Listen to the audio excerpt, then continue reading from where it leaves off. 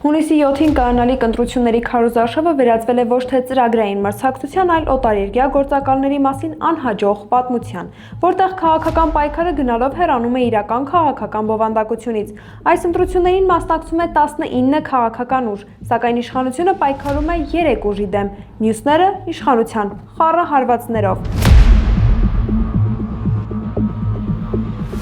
Ուժեղ Հայաստանի ցուցակը գլխավորող Նարեկ Կարապետյանի դեպքում շրջանառվում են տեղեկություններ Ռուսաստանի Դաշնության քաղաքացիությունը չհայտարարագրելու վերաբերյալ, որի մասով, ինչպես հայտնի է, քննչական կոմիտեն քրեական գործ է հարուցել, մինչդեռ Ռուսաստանի Դաշնության փոխարտգործնախարարի մակարդակով հետքվեց ՀՀԱԺ նախագահ Ալեն Սիմոնյանի հրապարակած փաստացի սուտը։ Եվ ես ասում եմ կալուկացի Սամո, դու օտարերկրյա լրտես ես։ Նիկոլ Փաշինյանը ազգային բարերար Սամվել Կարապետյանին անվանել է օտարերկրյա գործակալ, վիրավորելով եւ սպառնալով նրան։ Կարապետյանն էլ իր հերթին հակադարձեց, որ ամենամեծ գործակալը Փաշինյանն է։ Ծառուկյանին ընտրեցիք, ընտրել եք Լուկաշենկոին։ Ես էլ ասում եմ, ով ՔՊ-ին ընտրեց, դա ընտրել է Ալիևին։ Նույն տրամաբանության մեջ Գագիկ Ծառուկյանի վերաբերյալ հնչել է այն միտքը, թե նրան ընտրողը ընտրում է Բելարուսի նախագահ Լուկաշենկոին։ Իսկ Ռոբերտ Քոչյանը երկար տարիներ ընկալում է որպես Կրեմլի հին հավատարիմ Վլադիմիր Պուտինի ընկերը։ Ընդդիմադիր երեք ուժն էլ իրենց հերթին Նիկոլ Փաշինյանին մեղադրում են Ադրբեջանի նախագահ Իլհամ Ալիևի եւ Թուրքիայի նախագահ Ռեջեփ Թայիպ Էրդողանի գործակալը լինելու մեջ։ Բայց այս մասով ոչ ԱԱԾ-ն, ոչ քննչականը որևէ քայլ չի ձեռնարկում, թեև ՀՀ անվտանգության դոկտրինում Թուրքիան եւ Ադրբեջանը սպառնալիք են նշված։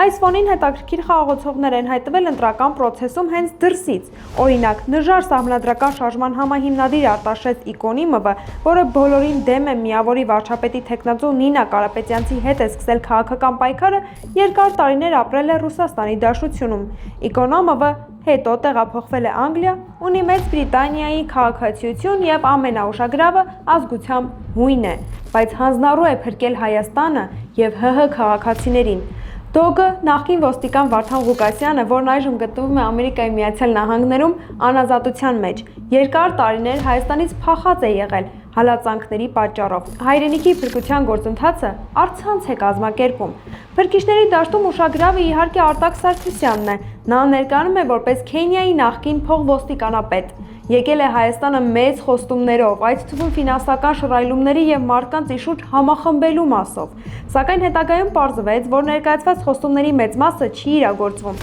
Թիմը ձևավորելուց հետո արագ փլուզվել է, իսկ խոստացած ֆինանսական հոսքերը եւ մեր թշնամիներին ծնկի բերելու համար ենթադրյալ վարձկանների ներգրավման մասին պատմությունները մնացել են չիրականացված։ Նրա եւ եղբոր վերաբերյալ նաեւ շրջանառվել են քրեական բնույթի մեղադրանքներ, կապված խաբեության, ապօրինի զենքի եւ փողերի լվացման գործերի հետ։ Մի խոսքով փրկիչը, որը փրկության եւ օգնության կարիք ունի։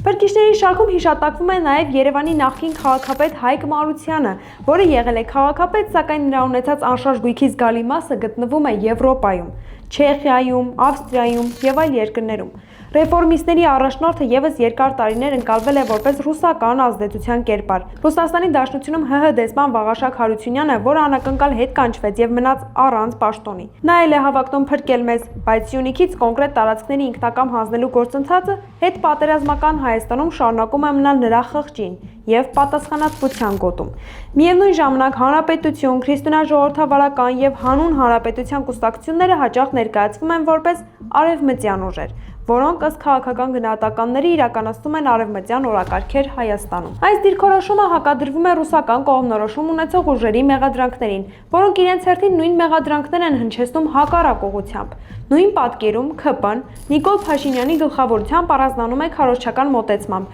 որտեղ միայն մեկ հիմնական կերպար կա՝ Փաշինյանը։ Առանց այլ թեկնածուների պատկերների ակտիվ օգտագործման, նրանք էլ արևմտամետներին համարում են բարեկամ, ռուսական կողմնորոշում ունեցողներին թշնամի, լրտես, անգամ կալանքի են տանում։ Այս ձևակերպումները ձևավորում են քաղաքական դաշտ, որտեղ մրցակցությունը հաճախ արտահայտվում է ոչ թե ծրագրերով, այլ արտաքին կենտրոնների հետ կապի մեղադրանքներով։ Այս ամենի ֆոնին հիմնական հարցը մնում է բաց. արդյոք իրականում քաղաքական ուժերը ներկայացնում են գաղափարական եւ ծրագրային պայքար, թե ընտրական գործընթացը վերածվել է փոխադարձ մեղադրանքների եւ փրկիչների մրցավազքի, որտեղ յուրաքանչյուր կողմ մյուսին ներկայացնում է որպես օտար կենտրոնների գործիք։ Եվ եթե բոլորը փրկում են երկիրը, ապա վերջում մնում է ամենապարզ հարցը. իրականում ով ումից է փրկում մեզ։